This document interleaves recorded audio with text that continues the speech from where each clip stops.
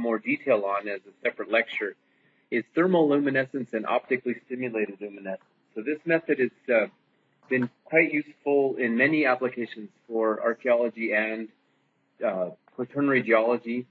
And I think this one would work well here. It needs quartz and or feldspar, but it should work where you can find these materials. So the outline, I'll talk about the theory.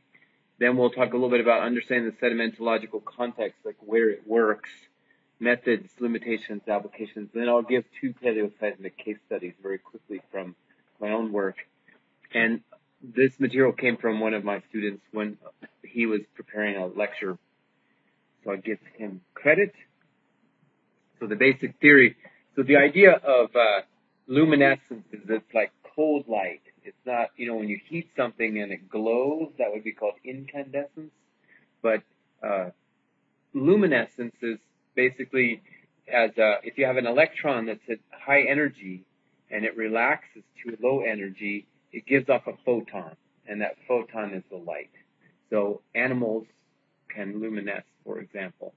And basically it's this idea of high energy states going to low energy that give off photons. That's why we call luminescence and thermoluminescence and optically stimulated luminescence are the methods that we use for geochronology and quaternary studies. So the basic idea is that you have some in the environment anywhere in some sediments we'll have a few of these heavy ions like uranium or thorium, and especially the uranium will decay and it'll become a little bit more stable, but it kicks off this particle. And this particle then goes through the rest of the material and it can hit electrons, basically it's called ionizing them, and move them to higher energy states. And over time, if you have some material and it contains some uranium, over time more and more decay occurs, and so more and more of the volume will have more and more electrons at high energy states. And so you can imagine the longer it's there, the more ionization has occurred.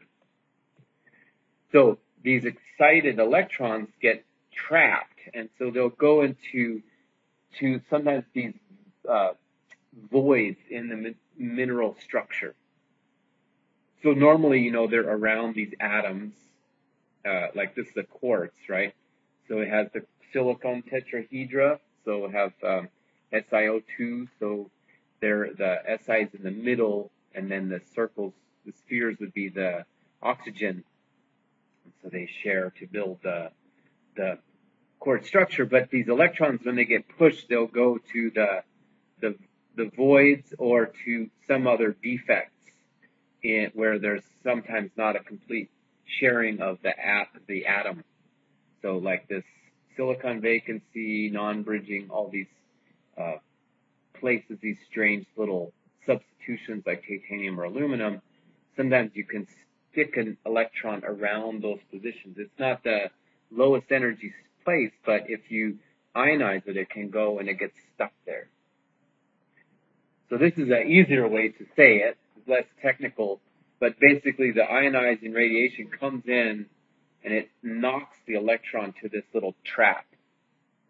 But then if you get it to be released somehow, and this is why we say thermal or optically stimulated. We have to stimulate the material to get this electron to drop out of the trap and fall back to its low energy position, or in the case of this structural model, it goes to a safer place, which would be like back around one of the oxygens in its normal low energy orbit. But when it releases, these are the photons right here that are the luminescence that we can measure. So the signal grows over time, reflecting larger exposure to environmental radiation. So the environment, the surrounding, the minerals themselves have these occasional uranium or potassium that's producing the ionizing radiation. So, as I said, we liberate it with heat or with light. So we say TL for thermoluminescence and optically stimulated luminescence, or OSL. So usually I say OSL because in the end you'll see we use OSL mostly. So basically the idea is as you have a material and you heat it, this is like the thermoluminescence, as you heat it, you see the photons coming off. And as you completely heat it, you get all those electrons to be out of their traps to go to their low energy positions, and so then there's no more luminescence. But this heating path is the measure of this light energy coming off. So and you can do it by different temperatures and wavelengths. So what we can do is so the luminescence signal will just be the photons, and we have some burial time. So we start off with some low amount of potential luminescence, and then we bury it. And so this material then is accumulating the ionizing radiation over time until we maybe collect it. And then we find out a way to have it release that luminescence, and we can measure it. So we have to find this residual level, and we go to the natural sort of accumulated level, and that burial time is indicated by the total amount of dosing that it's had. So do you know this word dose? It's like if you go to the doctor and the doctor says, I need to give you this dose. So it's just a measure of in this case, it's the equivalent ionizing radiation over that total time. So OSL and TL are similar, but the OSL is really just maybe it's a little bit better because it's the time stored luminescence since exposure to light, whereas the TL measures the time stored luminescence since the sample was heated to 450 degrees. And so, in a way, the OSL is more representative of what we see happening in the environment, because if I have a little quartz crystal and I expose it to the sunlight, all that sunlight will do this stimulation to put all those electrons down to their low energy state. And then I bury it underground, and then the ionizing radiation starts to push all the electrons back to their traps. So then all I have to do is I sample it without it seeing light, and I shoot it with a laser to stimulate it. That's the optical stimulation. And then whoosh, all the photons go off. I count them, and it goes back down. So we like OSL better because it's more realistic to what we're trying to do, is date the time since this particle saw sunlight. So this is the idea. So TL completely just erases all the luminescence, whereas the OSL just goes down to this residual level. So the sedimentologic context is, we know we have to understand what the story of the sediments is.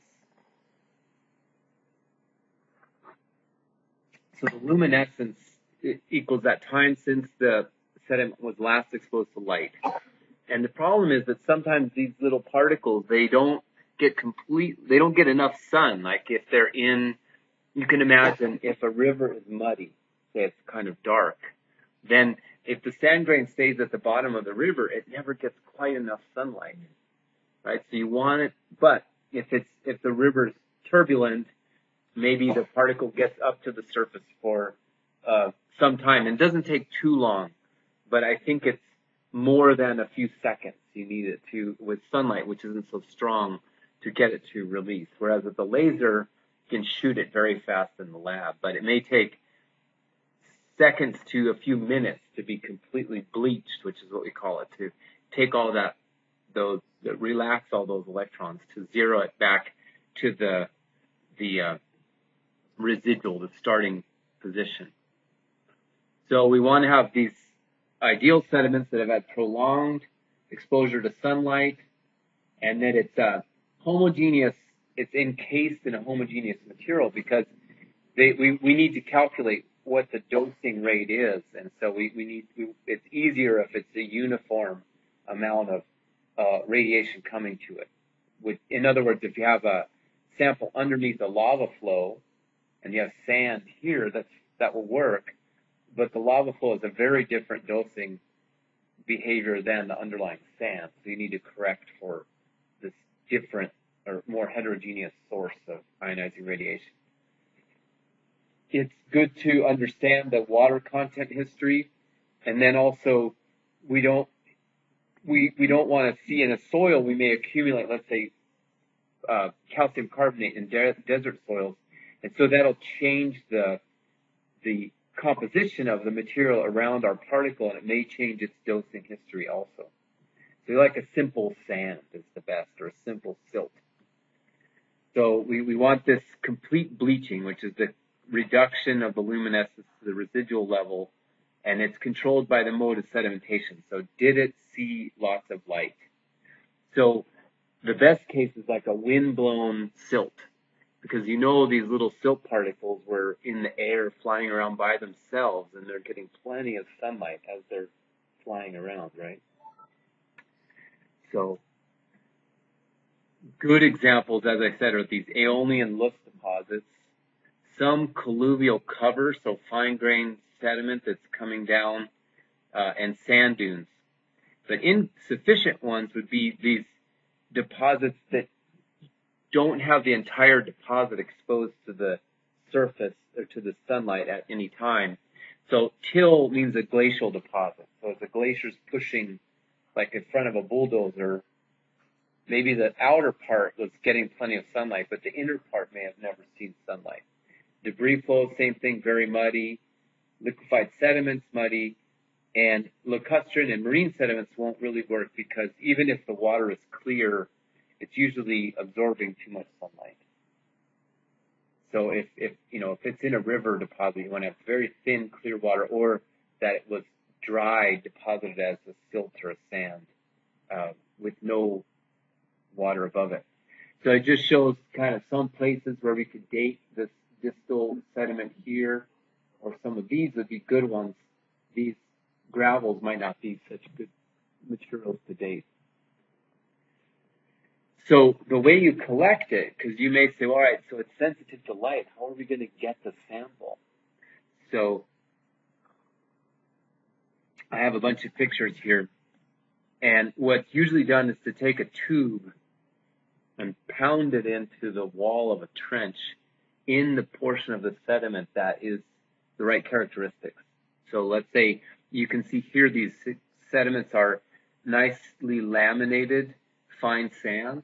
So they're probably deposited very thin sheets, so they're getting lots of sunlight when they're being deposited. And so you see he has this tube, he's going to pound it in to the wall, and then it's capped. So I'll show a more complete set of pictures here.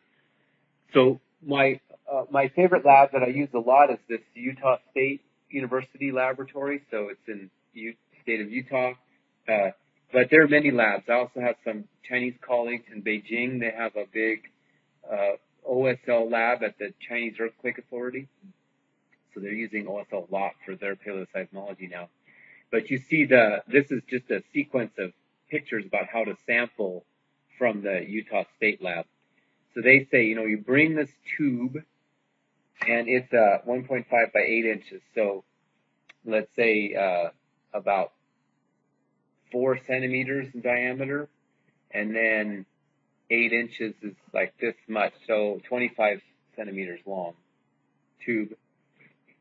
Hammer, big hammer, the Ziploc bag here to capture the sediment around the sample, and we'll use that to do the compositional test to see how much uranium and potassium is in there for the dose rate. We need lots of tape, so we can tape everything. You see these caps. This is a little sample that can give us the water content of the sediment. So, and they say don't use PVC plastic because they break too easily.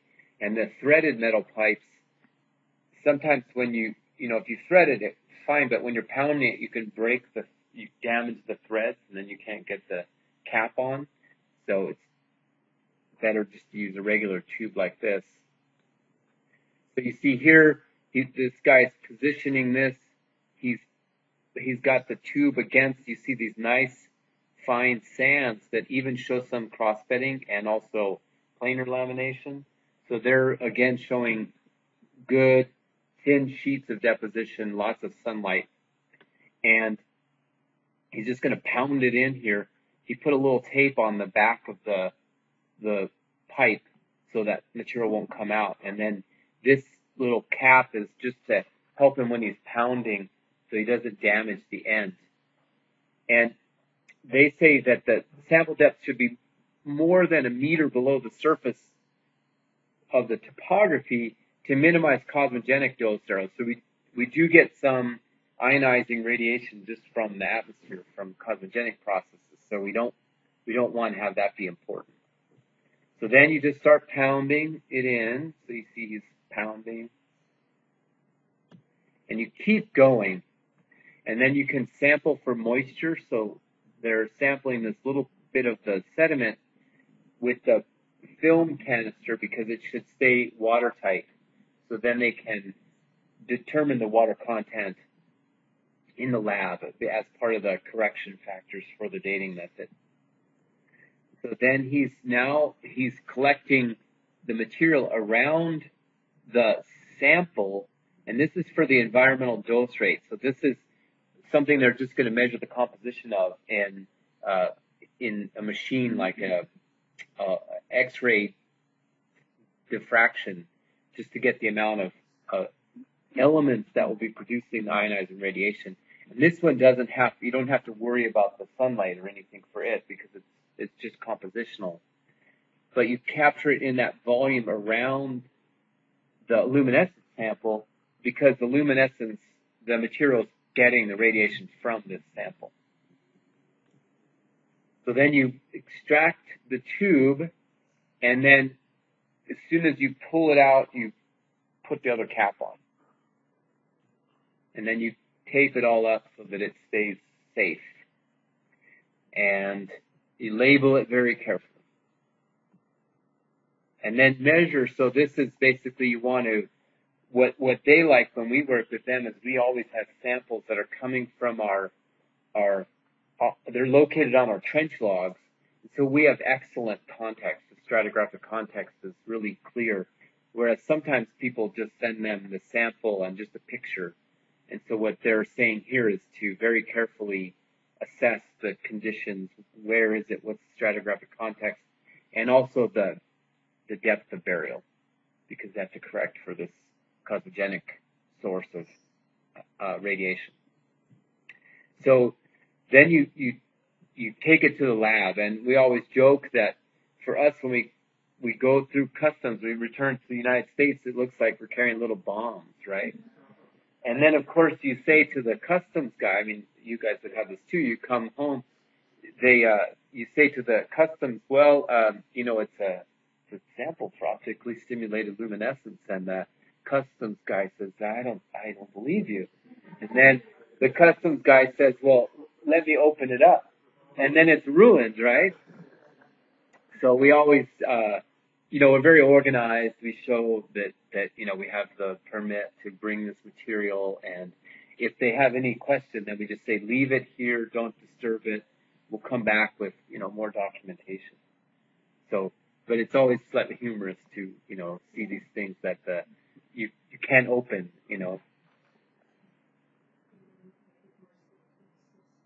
Mm-hmm. So once it's in the lab, you have to clean the sample. So what they do is they go, it's like in a submarine. You know how sometimes you see in the movies the submarines, they have only the red lights, or astronomers working at night, they only have red lights in their room.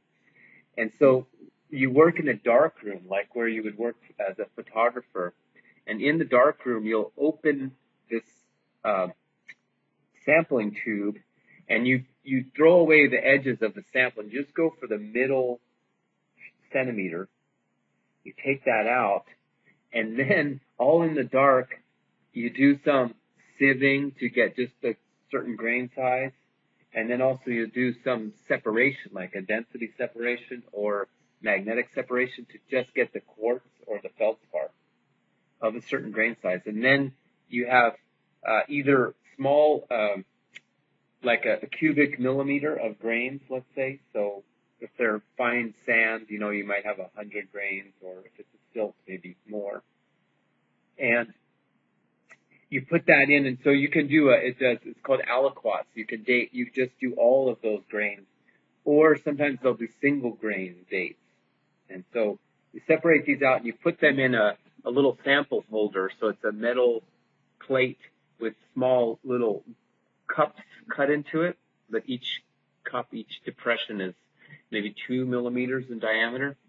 So all this material goes in there, and then it goes into a machine. This is the machine right here, and the most famous producer of these machines is Riso Company, and the Danish people make them. So these guys were visiting this Utah lab, and they were looking at the machine.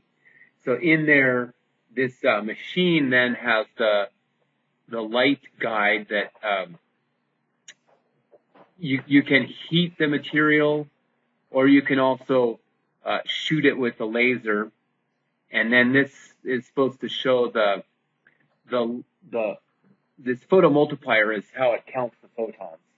So you heat it or you laser the sample, and then the photons go up and they're measured by the photomultiplier, and we get the counts per second as a function of temperature or as a function of the laser pulse. And so the way to figure out the behavior of the material is we measure some luminescence naturally from our sample.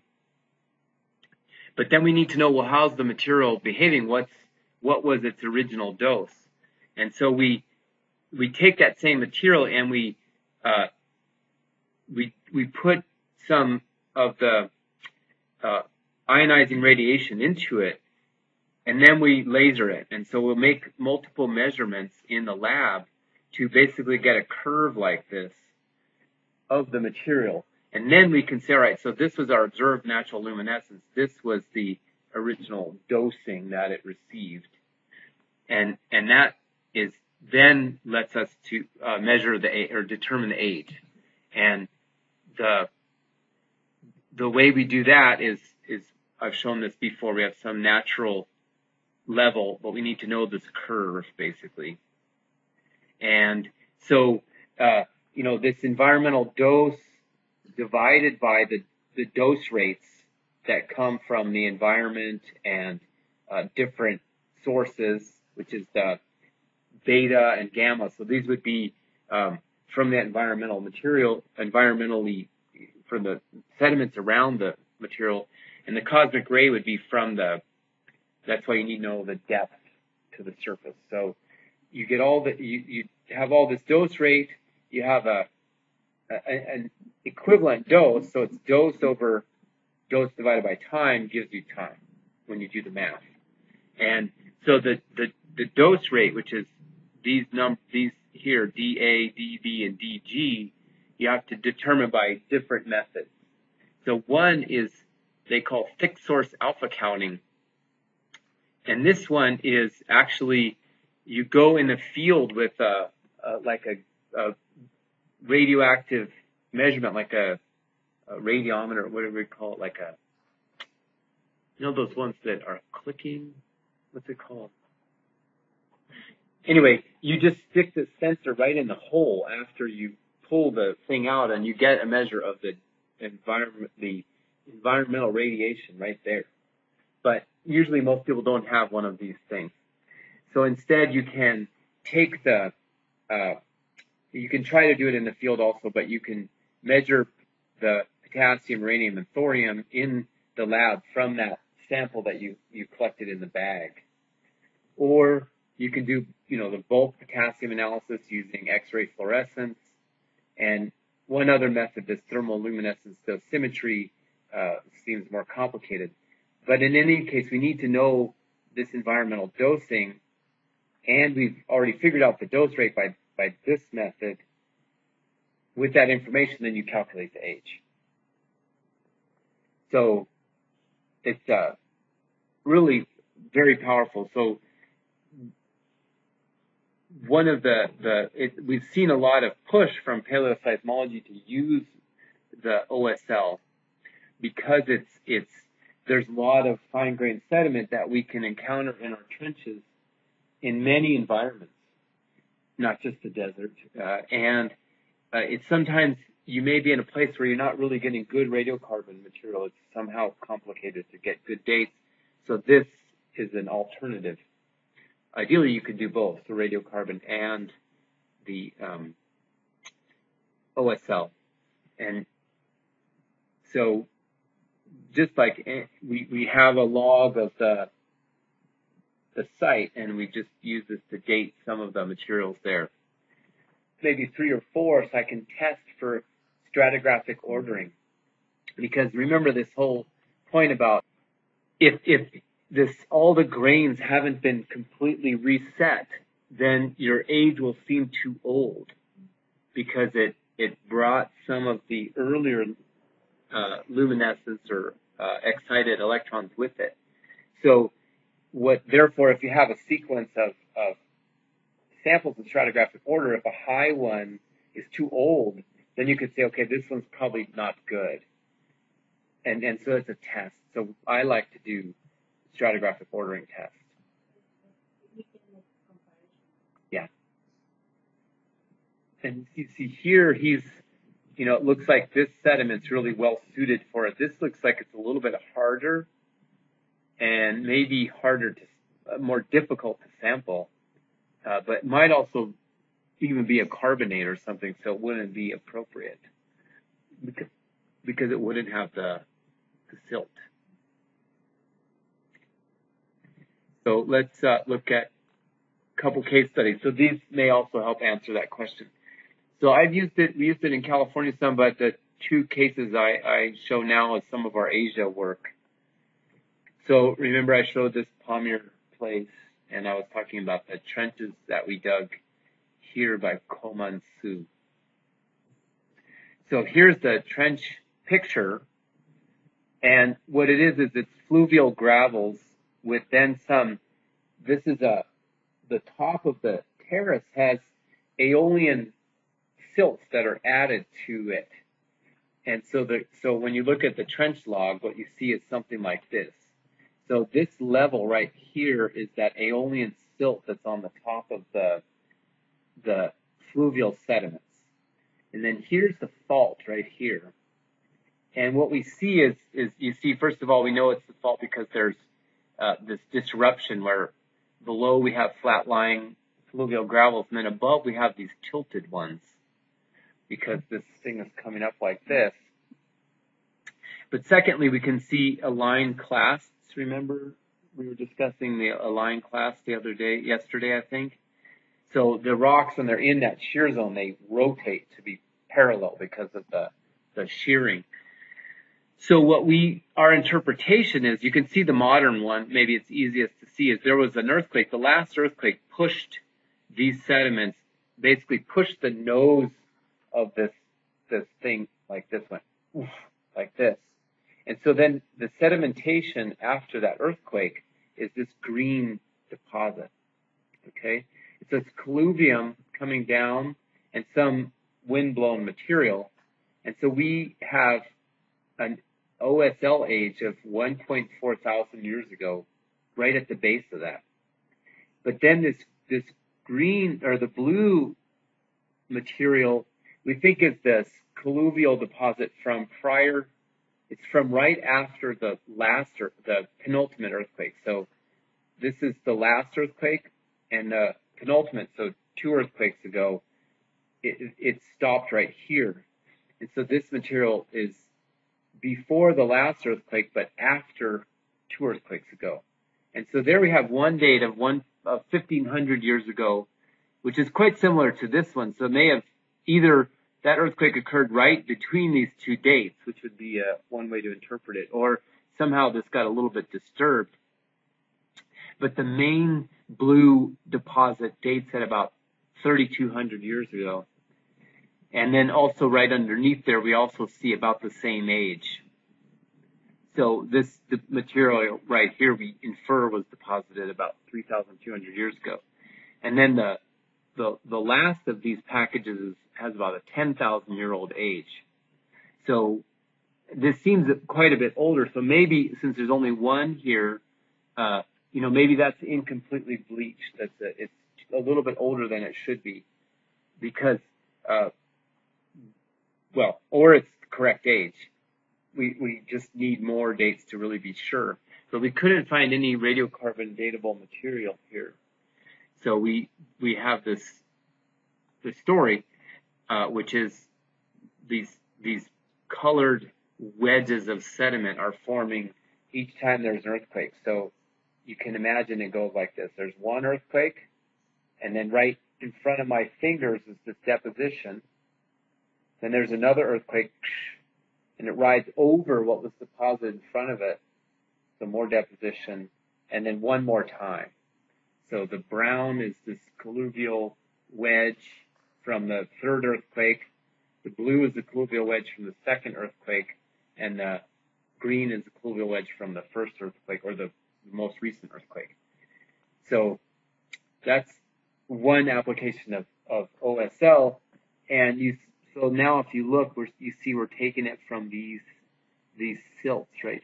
Right here, right there, and right there. So we're not taking it from the gravels because there's not very much interbedded silts and sands in them. So questions about this? One thing to see, which is nice, is that you see this green thing here.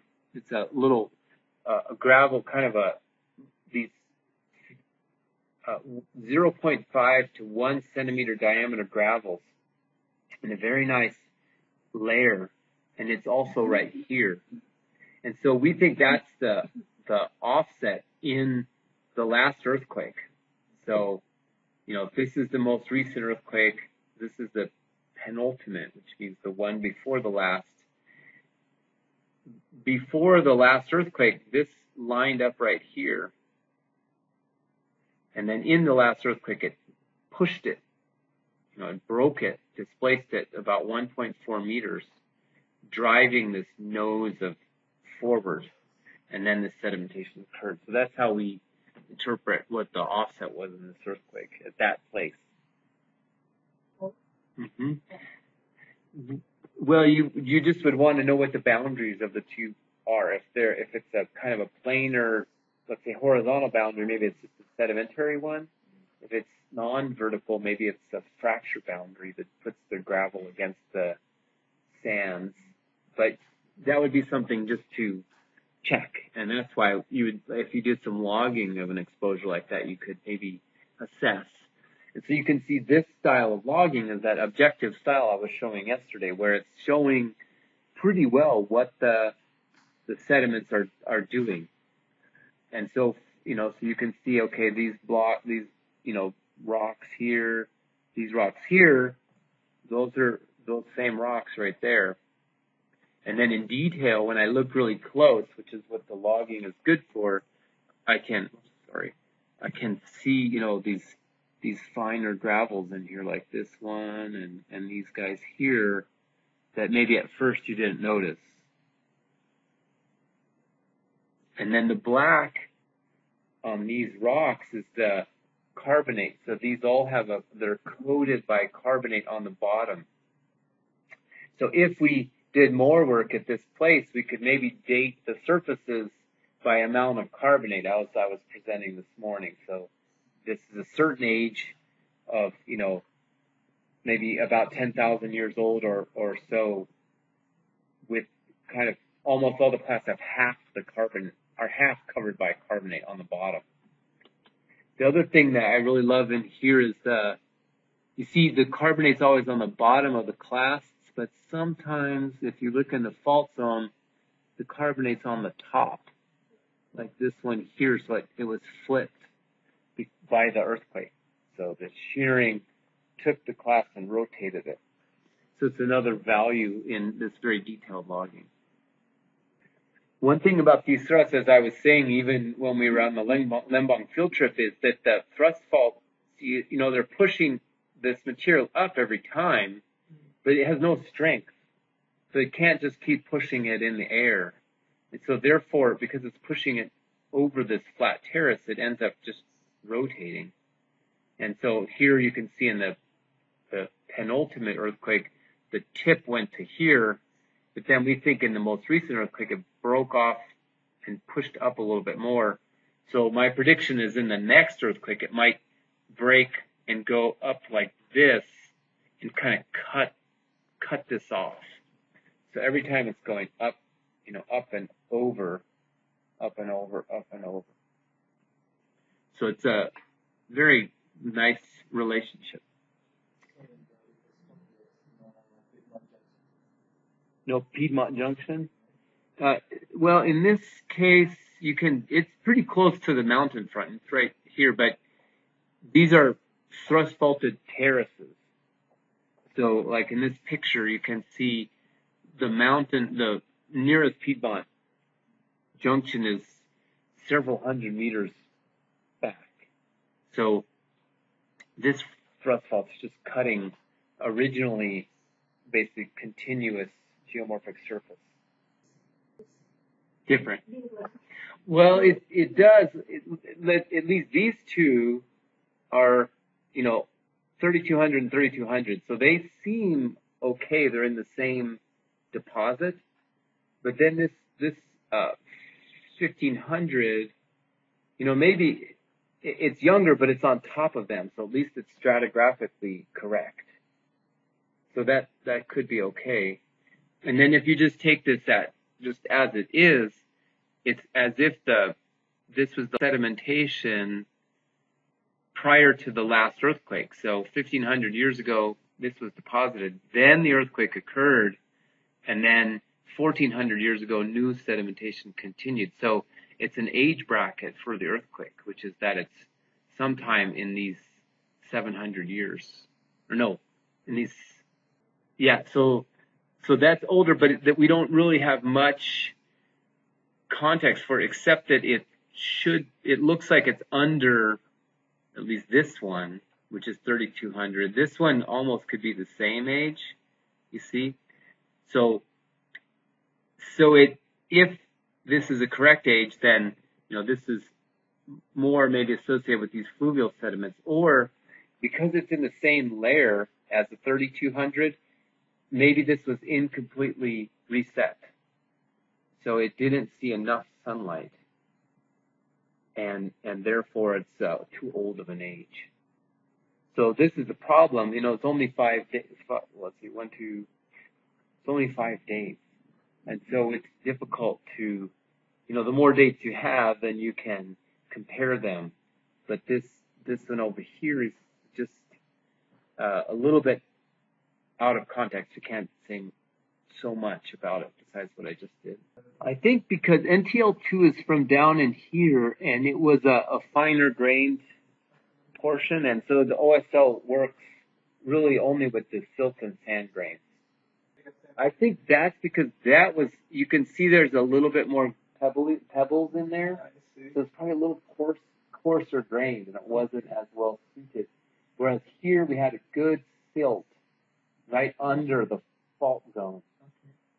So you're right. If this is the earthquake horizon right here, it'd be nice to be very close to it. Yeah.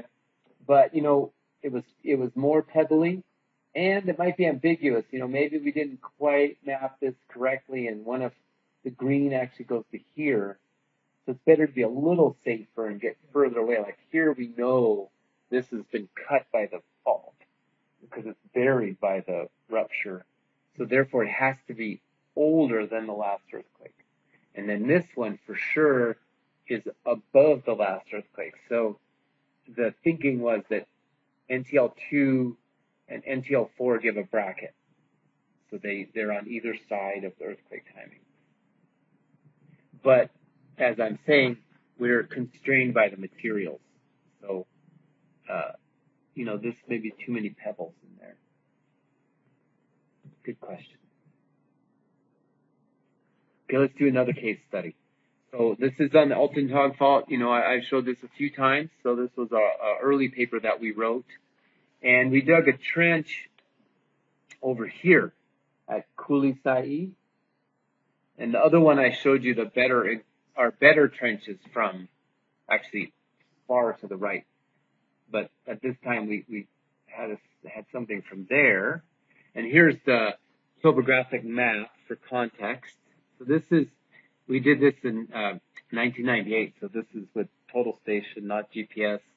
And this is low, 65. This is the arbitrary elevation datum. So 65 meters going to 75 to 85 to 95. So 30 meters of relief. So what you can see is this is a kind of a low gradient slope.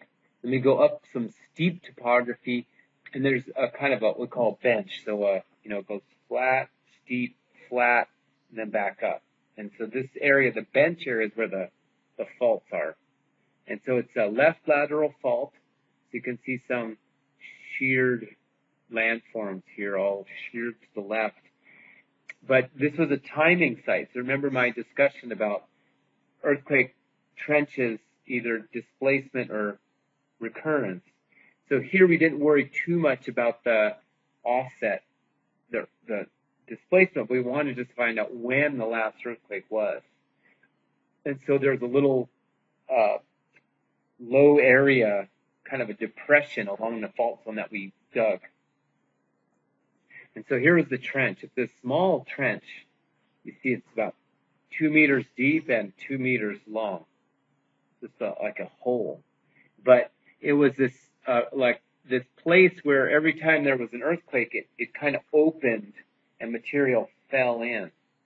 And so this place here, so you see the logs. This is a somewhat objective log, although these were all gravels here and here, so we didn't show all the gravels. But then we have this little fault zone where we can see a couple of earthquakes.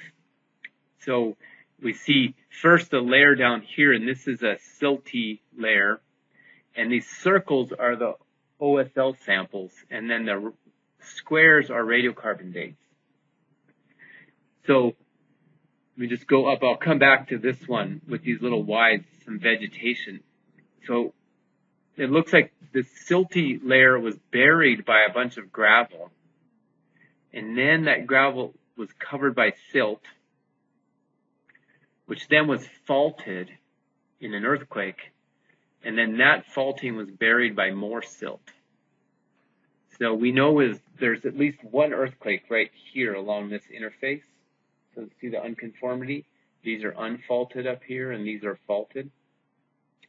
So there's an OSL date, there's an OSL date, there's an OSL date, and there's one. So if you look at these first, you see the OSL dates. This is 200 BC to 600 AD. And this is AD 850 to 1050. Okay, that's good. It's stratigraphic order, right?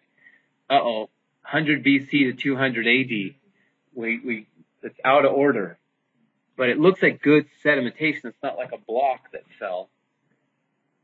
So we maybe question that one. And then we come to the young OSL date, 1550 to 1750. It's in order.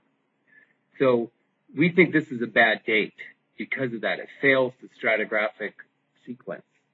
And probably it was incompletely bleached. So it brought old ionized electrons with it from former time. So first we showed, we could use when we analyze it, then we could say, well, this earthquake here is between 1550 and 1050. So it's not a great bracketing age, but at least we know it's before this time and it's after this time. So that's one thing. The other thing that was interesting to see here was that there was a plant that was growing here, and we think the earthquake occurred, and all the gravel fell in on top, and it buried there was a bush. And so this bush is a crushed bunch of organic, like, branches and woody material right on top of this silt block. And so the radiocarbon date there, and you see beta, so we went to the commercial site I was mentioning this morning, Beta Analytic, because we wanted a fast age. And so that's 1215 to 1295. So it's quite a bit younger than this. But at least it's again in stratigraphic order. It's a little bit younger than this one, though. So maybe this is really a better age for these sediments, and these three OSL dates are still a little bit incompletely bleached. They're still bringing too much inherited age with them. So then we could come up with and say, all right, well, this earthquake is bracketed between this youngest age that's older, 1295, and the OSL date here. And so then we have a constraint of 1295 to 1550 for the age. So this is why the multiple methods really work together. So you want multiple dates from one method, but then if you can have the like OSL and C14 going together, you can really test how good the age model is. An age model means the sort of history of this accumulation and these earthquakes, these events. Well, it's a slow sedimentation rate is what it would imply, which is it's a desert, you know, and there's no major watershed to supply sediment, so it's mostly just colluvium and wind-blown material. Well, for sure this one, and maybe two, because you see this unconformity, this material is dipping this way, and this material is dipping that way, and there's this abrupt transition between this block and the overlying gravel, and my interpretation of this killed bush. So I think there's a second earthquake right here. And so what would happen is you have that second earthquake, it broke, and the bush was on a block and fell. Then all the gravel came in and killed it. And then this sedimentation occurred, filling the depression in slowly. And then another earthquake occurred, and it sheared the material. So these are little thrust blocks that are kind of pushing as the material is being sheared into our depression. And so then this would be right after that last earthquake with the little overhang. And then maybe a little erosion occurred after that earthquake. You see this kind of underhang here. So there's a little fluvial erosion on top of and adjacent to the scarps. But then more sedimentation occurred, burying that last earthquake. So even though it's a small trench, it's a good one for especially the most recent earthquake. Sometimes you'll hear me say MRE, so most recent earthquake, MRE, is right here. Oh, well, it's coming from it's here, which should be a very nice, a fine silt. So it should have been a good date, but maybe it just didn't get enough sunlight. It's a reworked aeolian material, but probably reworked by gentle rainwater runoff, and so it's flowing to short distances. But it didn't change the date well, and not, it didn't reset it. So it's too old. But we collected this, in 98. We didn't really know what we were doing. So maybe we just got lucky that anything worked. And now I might do it more carefully. Because, for example, we didn't do a very good job with the environmental dose sample. And you see it's near this interface where it's silt under sand. So perhaps we didn't get the dose rate correctly computed. And so if you remember the way this, the lab may have measured the equivalent dose correctly, but these numbers here might have been estimated incorrectly. So it could be partially a problem with our method. methodology. Well, no, you can't really, you don't usually date the age of the event itself. You date material that was deposited after and material deposited before. Because the earthquake is just the ground motion. There's nothing to date that's exactly that time. But we go as close as we can before and as close as we can right after. So when I say a bracket, that's what I mean, is a point on either side.